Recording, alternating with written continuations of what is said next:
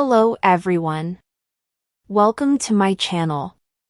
Please subscribe and keep watching more details. 10 huge Emmerdale spoilers for next week. In next week's Emmerdale episodes, it's all over for Tracy and Nate. Meanwhile, Rona goes missing with baby Ivy and Belle and Tom plan their wedding. Here are the 10 big moments to watch out for.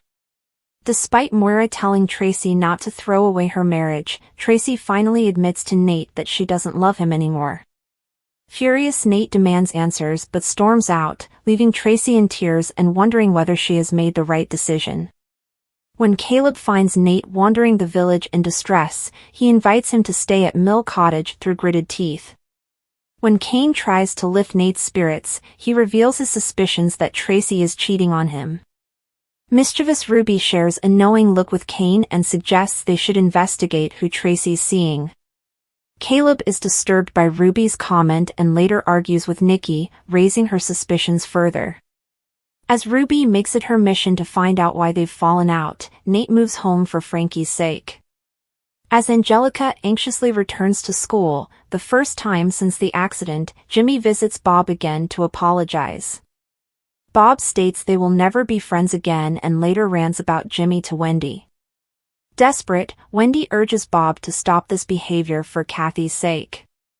The Kings are nervous as they hear from the Youth Justice Service about an impending visit. Later, Nicola is stunned when Charles confesses that he won't give Angelica a character reference. In anger, Nicola retaliates by bringing up her past with Naomi. When the Youth Justice visit day arrives, Nicola dreads the future to come for her daughter. Rona's worst nightmare comes true when Gus admits he's ready to have Ivy back full-time. When he heads home with the baby, Rona hopes Ivy misbehaves for Gus.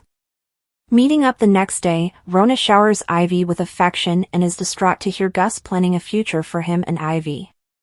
But things get worse when Marlon learns Gus plans to move to France with her. Feeling guilty about his plans to move abroad, Gus lets Rona and Marlon look after Ivy for the day to say goodbye properly. Devastated, Rona holds Ivy close.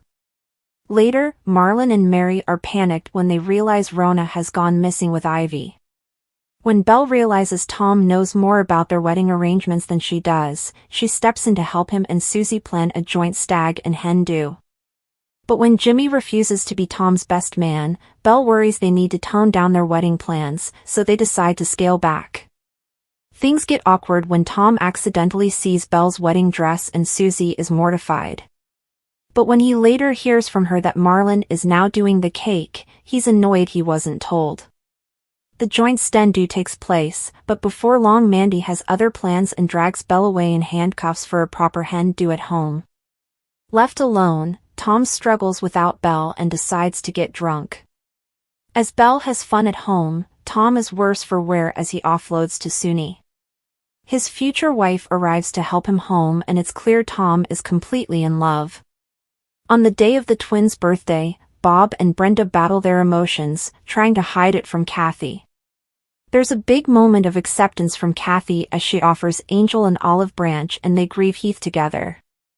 Since shooting Chloe's dad, Charity has been experiencing flashbacks and visions and she's a shadow of her former self.